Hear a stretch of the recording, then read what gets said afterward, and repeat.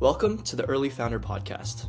My name is Philip, and I run a high school startup incubator called Launchpad, where I lead high schoolers nationwide through the startup process with the help of industry veterans. Along this journey, I was curious to see what makes an entrepreneur successful, what traits, experiences, and habits they possess, especially while they're young. So that's why I made the Early Founder, to have conversations with those who have made massive breakthroughs at a young age, and to share their experiences with other aspiring founders. Today's guest is Daniel Lim, otherwise known as LimmyTalks, a leading content creator in the college admissions space. He has built a massive audience of over 600,000 followers across platforms like TikTok and Instagram, amassing more than 500 million views. His insights have helped thousands of students navigate the competitive admissions process, and his expertise has attracted over $100,000 in brand deals, partnering with companies like Amazon, Adobe, Ivywise, Teach for America, Tome AI, Niche, and more. Thank you so much for coming here today. Yeah, thank you for having me. So my first question is, as a content creator, where do your social media accounts and brand stand today, and what milestone are you most proud of so far?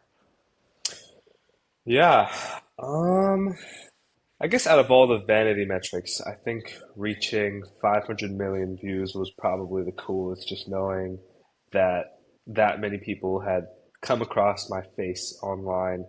As for where I am, I think I'm at 350,000 followers on Instagram, a little more than 300 on TikTok. Um, 50K on YouTube, something like that. Yeah. What is the milestone that you're most proud of besides like just the views? I think, I mean, this is going to be a little cringe to say, but it's really about the messages that I get from, sorry, my cat is trying to attack me. I think it's Okay. really about the DMs that I've gotten from students who say, oh, I had no idea that I could do this or I could do this in the process of applying to college, or I didn't know that something like this could be possible for me. Um, and yeah, I think it's really those sorts of messages that make this feel real because when I'm making content, the type of content that I make, I'm behind a camera in my room alone. And so it's like sometimes I'm like, am I really interfacing with the world? And so when I get these sorts of messages or even see people in real life talk about my content, it's pretty exciting. Yeah. Yeah, that's pretty amazing. Like having that actual like connection with the people that you create the videos for, right? That leads me into my next question. So now that you've made it so far, what does a typical day in your life look like? Typical day in my life. So I am um, not working a job at the moment. Kind of just uh, okay, day in the life. So I usually wake up around 8:30. I will do some administrative work, and so that usually involves replying to emails, brand deals. I recently started an ad agency, so I have some work that I usually want to get done for that. I've been slacking off with content recently, but usually I'll also film for about an hour in the morning. Um, then I'll have lunch, and then I'll usually just hang around, do something outside, either go to the beach. It's really nice being in San Francisco, being 20 minutes away, and or I'll go on a hike, or I'll skate, play basketball, that sort of thing, and then yeah, come home, have dinner, and just hang out with my cat, and that's pretty much my whole day. Nice. Sounds like a great life. Yeah, Um, it's pretty chill. can you tell me a little bit more about like the ad agency that you started? Yeah, so started this ad agency about 2 months ago. I was thinking about what could be interesting for me to do with my current skill set. So I have a second channel as well, where I review the financial Sankey charts, so the spending charts of people. Very similar in the way that I do the college stuff, but um, basically I got, I'm getting bored with what I'm doing right now, realize that I want to switch it up, do something new. And so the thing with the ad agency is I realized that um, I have a great audience. I have very talented students who want to work and make money and do something interesting, have an internship. Um, and then I have brands in my inbox that may have a bit of difficulty affording a sponsored post on my page, but maybe they'd be down to work with me and I can help them grow their companies with what I know from making content for the past 3 years, and understanding what good ads are. And so kind of fit all the pieces, um, and was like, okay, I guess we'll just start this and see where it goes. So it's still very new, but Mm, yeah, excited to see where it can go. cool. What's the name of the agency? It's Atlos Media, ATLOS. Cool. Okay, I'll take a look into it. Let's rewind a little bit to like your first entrepreneurial experiences. So, what were your first experiences with content creation or entrepreneurship in general? Ooh, first experience. Okay, I guess I have a couple. I used to flip shoes in high school, much like a lot of people did during the Yeah. hype beast phase or 2016, 2017, 2018. I guess my first experience with content creation was making skate videos. So I picked up skateboarding over quarantine, realized that I really enjoyed um, filming videos. And so I would put these little edits together of me doing tricks on a skateboard. And so that was probably my Mm. first experience making videos, like my freshman, sophomore year of college. And then eventually with what I'm doing now, I started very serendipitously. Um, yeah, but that's a very long story. That's how I got started. You can tell me the long story. That's what we're here for. So I was pre-med for all of high school, for the first 2 years of college, finished all of my recs. Realized that it was not the path for me. I didn't have the money to pay for medical school, nor did I want to spend another 4 to 10 years in school. So was looking for other things to do near the end of my sophomore year. Obviously, at that point, most of the internships are closed. So consulting and banking, which are sort of the things that most people do, they stopped recruiting by the end of the previous year. So I was stuck on Handshake looking for random odd jobs to do. Found this marketing internship for this alternative protein company, super random. It was like fake lamb, and they had made me make a bunch of TikToks for their internship. I or for the interview, and so I interviewed with them, did a couple interviews, made a couple TikToks for their interview process. Didn't get the internship, but I realized, oh shoot, this is actually kind of fun. I like making videos. And so I had a whole summer to do nothing. I didn't want to go back into the medical lab.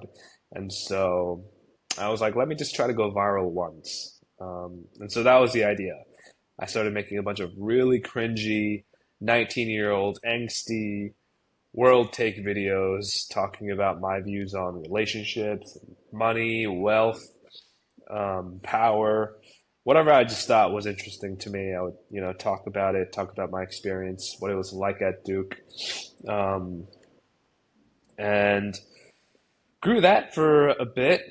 I think it got to around 10 to 15,000 followers, and this is around August at this point. So about 2 to 3 months into me making content, this is when I started to realize that I wanted to do something a little more with it. Um, a kid had emailed me with his college application. Uh, he was like, "I saw you go to Duke. I'm applying to Duke. Can you uh,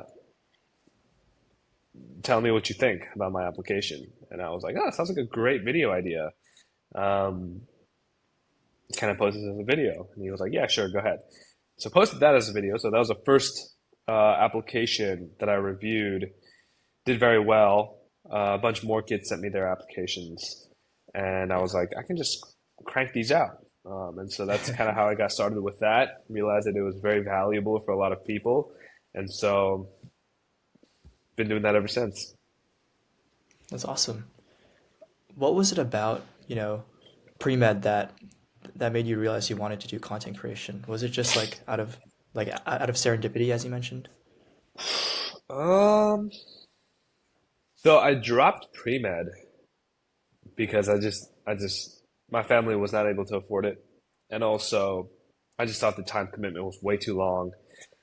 And I realized that I wanted to help my parents out, and help them retire and, have them be able to stop working. And so money became, um, more of a focus. Hence why I tried to go into consulting or banking, which I applied, did not get into any firm. So there's that. Um, but yeah, I mean, I think one of the interesting parallels between pre-med, from what I learned doing pre-med, and content creation, was a lot of pre-med is based on the idea that you want to help people. And it's like you're helping them with the core of their essence to keep them alive, right?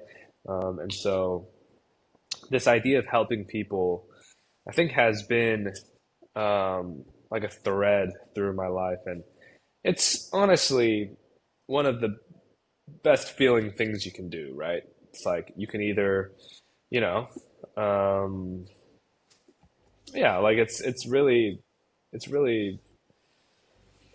not to get too philosophical, but uh, yeah, it's one of the deepest things that you can do, and so was naturally drawn to it, and I think content creation and trying to put my ideas out there and see what people thought was uh, felt very valuable for me, and so Yeah, yeah, I moved over to that.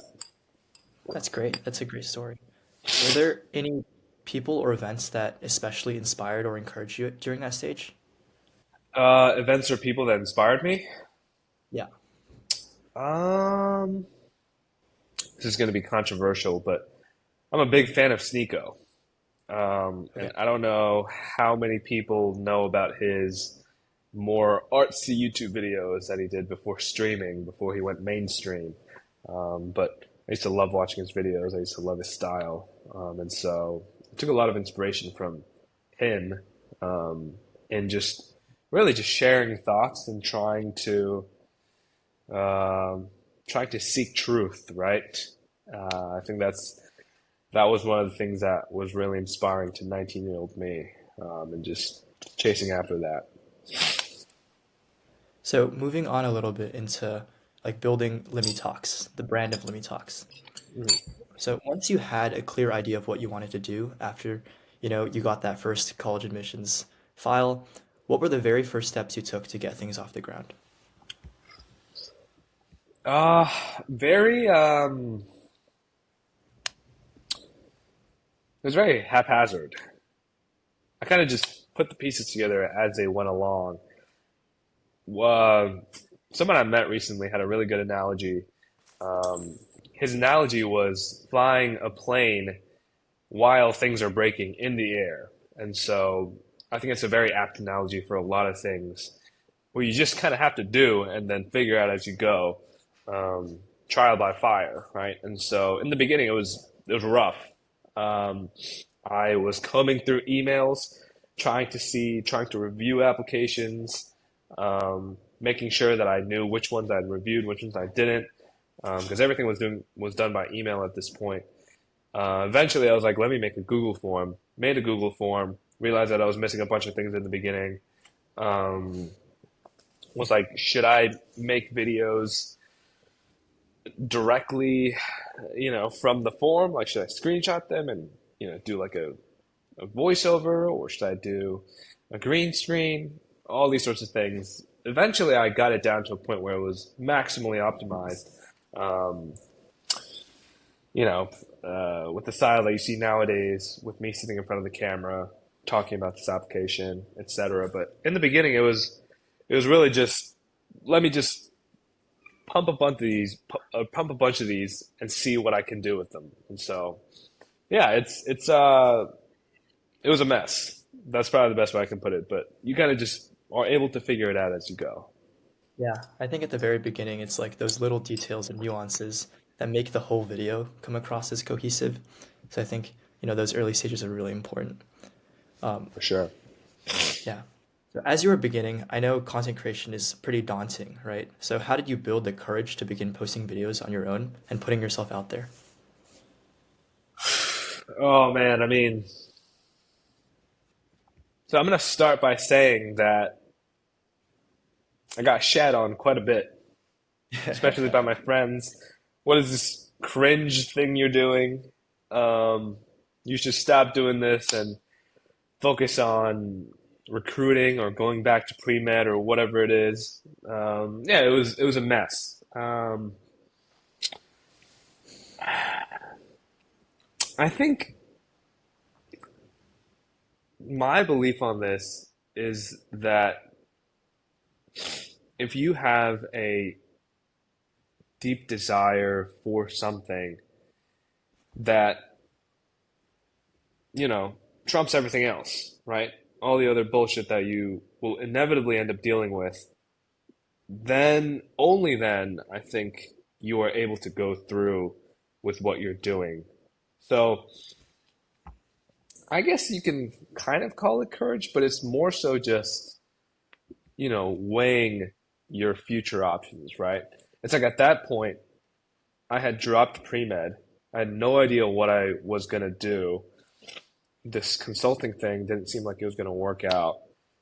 Um, and so I was pretty desperate to make something work.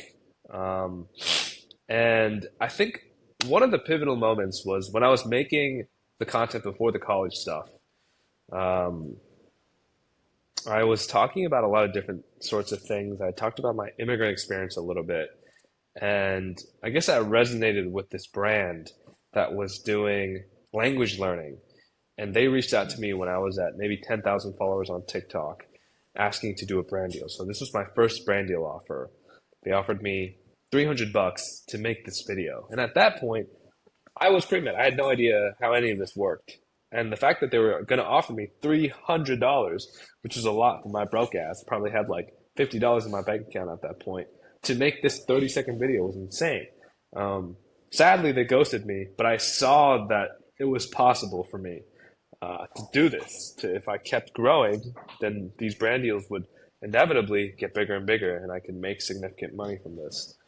Um, and so that was big. And then I think the other thing was I, for better or for worse, um,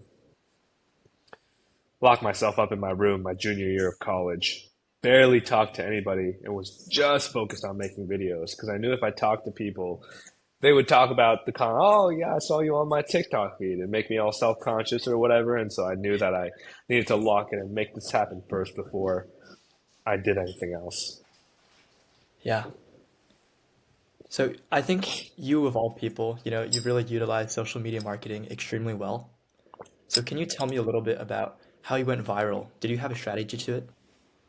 The framework for which I think about content has changed quite a bit over time. Um, Mm. so I could tell you a bunch of things that I thought about as I was making content, um, thinking about what worked. In general, I think it it's different by person, but I think higher energy works. And so part of that thinking is, well, what's unique about you, right? And it's like people have probably seen many versions of a dude like me talking in front of a screen um, about something, right? And so it's like, how can I differentiate myself? What are people more likely to not want to do? And so one of those things might be even just putting your face online, right?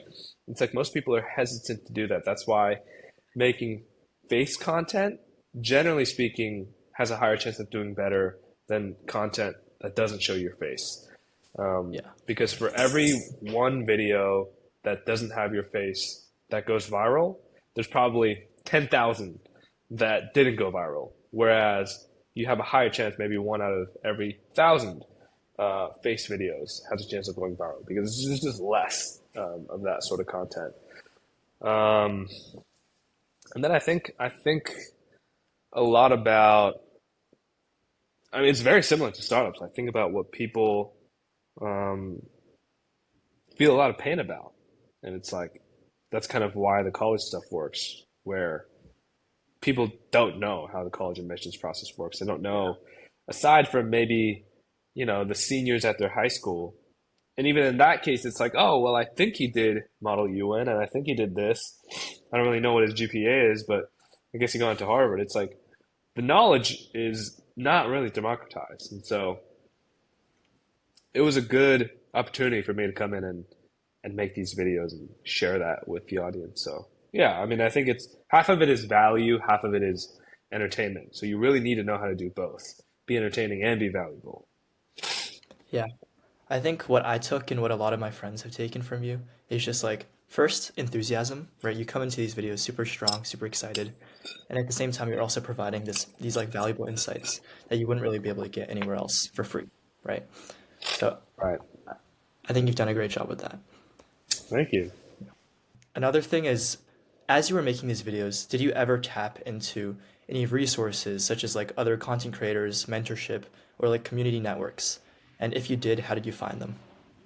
I guess in that sense, I've been a very bad content creator. I focus pretty much purely on just doing my own thing.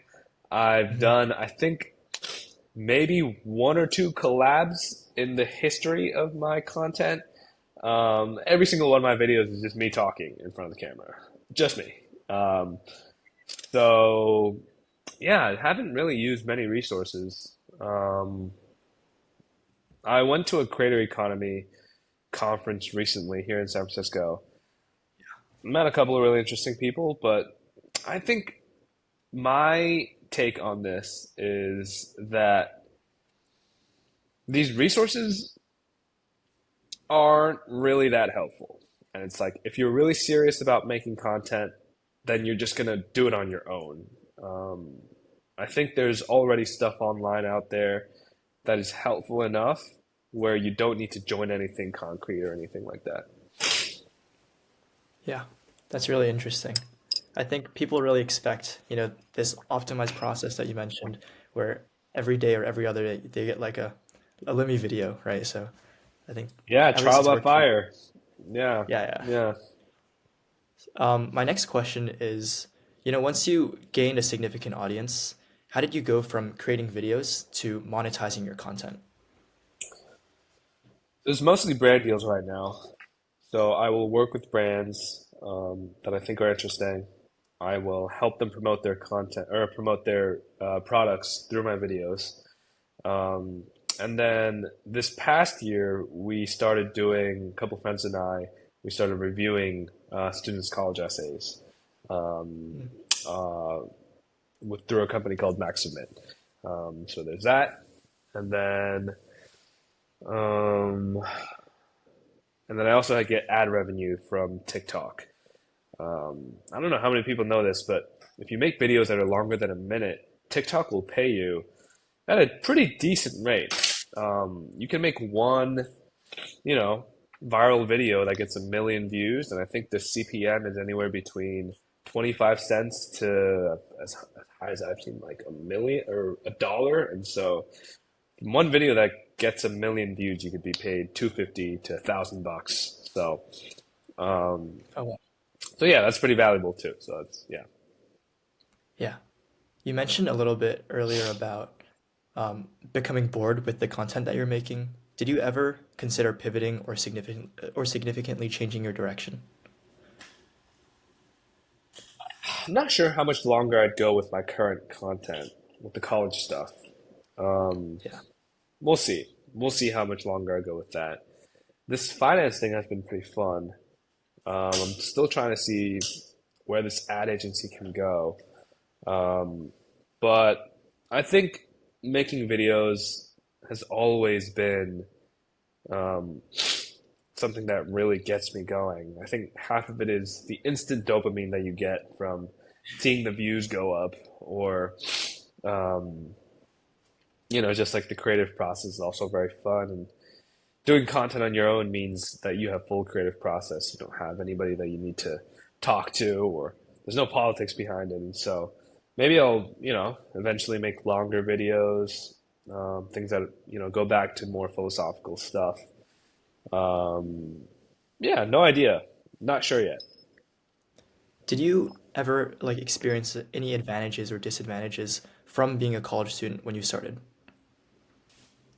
I guess you could kind of say that with me starting sophomore year and spending my junior year. Junior year was pivotal for me. Um, I had spent my entire junior year essentially locked up in my room, um, just living the hermit lifestyle, making videos and focusing on building my channels. And so at the same time, though, it's like I know that if I didn't do that, I would not be anywhere near where I am today. And so I'm very grateful for my younger self. It's like I barely even understand why I was so obsessed with it. But you kind of look back and you're like, oh, like you're crazy for doing that. But every once in a while, I'll be like, what if I really just enjoyed my college years and was okay with focusing on this content stuff after I graduated? Because you're only in college for 4 years. Um, but in terms of actually making content, I think there's so many, there's so much you can do, and it's become so easy to make content nowadays that there's really no disadvantage. You could be 12 and you could, you know, go viral and make good content from your basement. So yeah, For sure. I think the entry barrier has gone lower and lower, especially like with these examples who have been able to like make it really big from just their dorm room. yeah, absolutely. What are the craziest experiences you think you've gone through with your journey? Craziest experiences. Well, I still remember my first viral video. This was me talking about the how interesting it was for me to see the kids from the poorest region of Georgia at Duke interact with hedge fund kids. I thought that was very interesting. Yeah, I mean, the rush that I got from that first video is unmatched. I think that was crazy. And then getting my first brand deal check was probably pretty notable too. And then as for just straight up crazy things that have happened, um, it was pretty cool getting recognized at Stanford. Um, I had went last year to the Stanford Berkeley football game, and um, there were a couple of folks, at one of the, I guess like the Dohertys or whatever it was, that recognized me. Um, yeah, I think I had run into maybe one or two people at a time that recognized me on the street or something like that. But to have a whole crew of people, I thought that was pretty interesting. Um, yeah, I mean, I don't think it's been too crazy. My influencer story is very different from the average influencer, where I would say my sort of content is more value driven and it really has nothing to do with who I am. I'm not making videos about my lifestyle or anything like that. So I feel like I'm in a different bucket in that sense. Yeah. Is that something you'd ever want to transition into in the future? I've never thought about it, so I don't know. Yeah. Okay. Another question that's just purely out of curiosity for me. Since a lot of the results that are sent into you are user created, right? How do you properly vet those results and ensure that, they're true or are they sometimes like false and like not true? Yeah, so in the past, I hadn't really done that much verification, but nowadays I will text them um, before I post the application. So I'll say something like, "Hey, like, saw you did this insane extracurricular. I would love to hear more about it, just to get a sense of if they're being honest or not." And they'll be like, "Oh yeah, like I did this and this and this," um, which is funny because it's what the admissions officers do as well. They will use your essay to figure out if you're bluffing about your extracurricular. So if you can speak deeply about the soft elements of, say, I don't know, building a $10 million company, uh, then they'll be like, oh yeah, like this kid's being honest and this is cool. But if you don't talk about it at all in your essays, then it's like, oh yeah, like did you really do this? And so I will also just, try to suss it out from a few conversations before I post applications. Yeah, for sure. That makes a lot of Yeah. sense. Moving on to some challenges and breakthroughs. As a content creator, I feel like there's pretty intense competition around you, right? So you touched on it a little bit before, but do you have any secrets to standing out or differentiating your offering? Not really. I just post whatever I think is going to be most interesting for my audience. Um, and that's it. I don't really, I've never really thought about the competition. Yeah. Well, maybe that is the way you differentiate yourself. You're authentic and your audience really likes that. Maybe. Yeah. My follow-up question from that is, when did it start to feel real? Like, was there a point where it seemed like, I've made it. I'm big now. This is maybe what I want to continue with. Probably when I hit 100K on TikTok, I was like, whoa, 6 figures. I would say, yeah, it's tricky. I think once I started doing 10K months from brand deals consistently, that's when I was like, okay, maybe I can keep doing this. Yeah. I see. So, in retrospect, how would you define or measure the impact and success of building LimmyTalks today? That is a good question. I think it's really hard to do that quantitatively. I mean, I could tell you how many views I get or how many followers I have or something like that, but um, it's really just about the actual real life conversations and the DMs. That's like the only, it's kind of like what it feels like sometimes is I'm, in like a capsule and I'm reaching my hands out to see if anybody is out there. And it's like when I make contact with somebody, I'm like, whoa, there's another human out there. It's like what I'm doing through my phone, right? I'm like going through my phone and seeing if there's connection around me. And it's like I only know Yeah, that there's actually people. For all I know, right? It might just all be bots, right? But it's like when I talk to actual people about it, then it's like, oh yeah, that's cool that, there's actually people watching my stuff. for sure. That's a really interesting take on it. Okay. Yeah. Looking ahead, where do you see yourself heading in the next few years? That is a good question. I think I would like to find something where I can make the most tangible impact. Um, yeah, I don't know exactly what that is. Maybe I'd go work at a school. Maybe I would, um, I don't know, do a startup.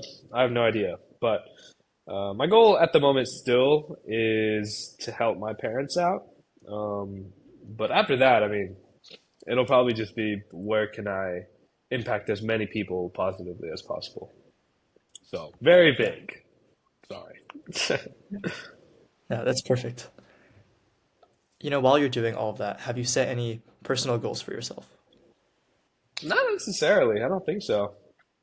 Just one step at a time. I think that's what worked for me in the past. And Mm. so just one step at a time. I feel like the more you think about like abstract things outside of your control later down the road, it becomes harder to stay focused with what you have right now. So I'm just, taking it one brand deal at a time, one email at a time, one video at a time, just one day at a time.